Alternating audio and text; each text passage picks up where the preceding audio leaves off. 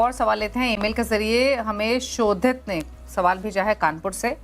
3 साल पहले इन्होंने लमसम इन्वेस्टमेंट किया था और 2 साल पहले इन्होंने सिप शुरू की है 15 ईयर्स के पॉइंट ऑफ व्यू से, क्योंकि 15 ईयर्स के बाद इनका सिस्टमेटिक विड्रॉल प्लान का टारगेट है। 15 ईयर्स में 1.5 करोड़ का एक्यूमुलेशन भी इनको करना है। एक्टिव सिप्स कहाँ कर रहे हैं ये? आईसीआईसी के ही सारे फंड्स लिए हुए हैं, तो एक ही फंड हाउस के सभी फंड्स हैं। ICIC pru India opportunities 2000, ICIC pru small cap 2000, ICIC pru innovation 1000, ICIC pru value discovery, flexi cap, manufacturing और मल्टी कैप है।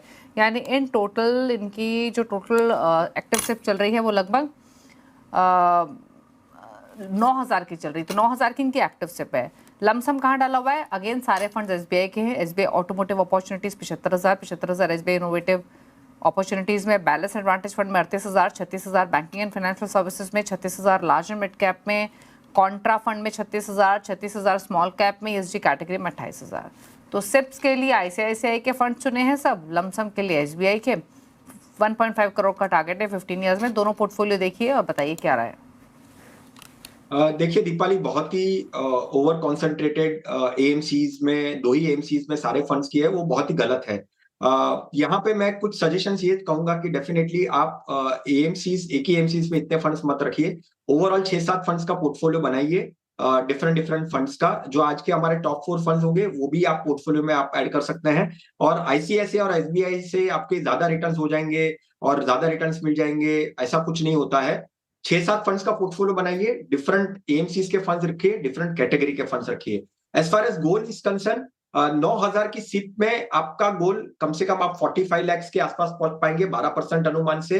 आपका टारगेट है 1.5 करोड़, तो डेफिनेटली वो अचीवेबल यहाँ पे नहीं होता देख रहा है। आपको एसआईपी को और स्टेप अप करना पड़ेगा, तो ही आप वो ओवरऑल टारगेट को अचीव कर पाएंगे। कम से कम आपकी एसआईपी 25 से 30 हजार की होगी, तो आप 1.5 करोड़ के आसपास का टारगेट 15 सालों में 12% अनुमान से जोड़ पाएंगे। ओके, तो फिर इनके जो एग्जिस्टिंग फंड्स हैं, फंड्स यही रखें, सिर्फ फंड हाउसेस चेंज करें, या फिर जैसे आपने कहा कि flexi cap, index fund, balance advantage ये चुन सकते हैं? ओवरऑल फंड काउंट कितना रखें एक्टिव सिप्स में, प्लस जो इनका लमसम पोर्टफोलियो है, क्योंकि काफ़ी सारे फंड्स हैं वहाँ भी बदलाव करें, पैसे निकाल के किसी और फंड में डालें, क्या एग्जैक्ट स्ट्रैटेजी रखें? और लमसम और सिर्फ दोनों को मिलाकर कितना एक्यूमुलेशन मान के चले कर लेंगे?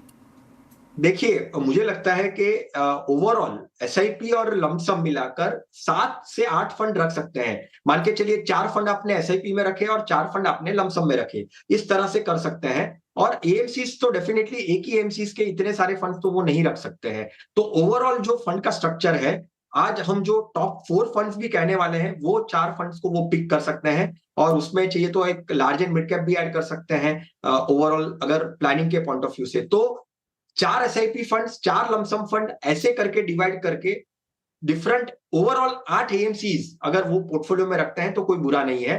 टारगेट के पॉइंट ऑफ व्यू से एसआईपी को डेफिनेटली उनको बढ़ाना पड़ेगा। लमसम के पॉइंट ऑफ व्यू से और एसआईपी को जोड़कर भी अपना टारगेट अचीव नहीं कर पाएंगे। अगर देखेंगे तो कम से कम 40 से 50 लाख का शॉर्टफॉल होगा। 20 से 25 हजार की एसआईपी अगर वो करते हैं तो उनका टारगेट वो अचीव कर पाएंगे दीपाली। ओके, चलिए, तो ये रही सलाह आपके पोर्टफोलियो को लेकर। शुक्रिया विरल शो में आने के लिए और सभी क्वेरीज को आंसर करने के लिए। इसी के साथ एक ब्रेक का वक्त हो गया। ब्रेक में जाते जाते विरल के टॉप फंड्स आप अपनी स्क्रीन पर देख सकते हैं, उसके हिसाब से आप स्ट्रैटेजी भी बना सकते हैं पोर्टफोलियो क्रिएशन की। थैंक यू विरल आने के लिए शो में। योर मनी में इतना ही। इसी के साथ नमस्कार।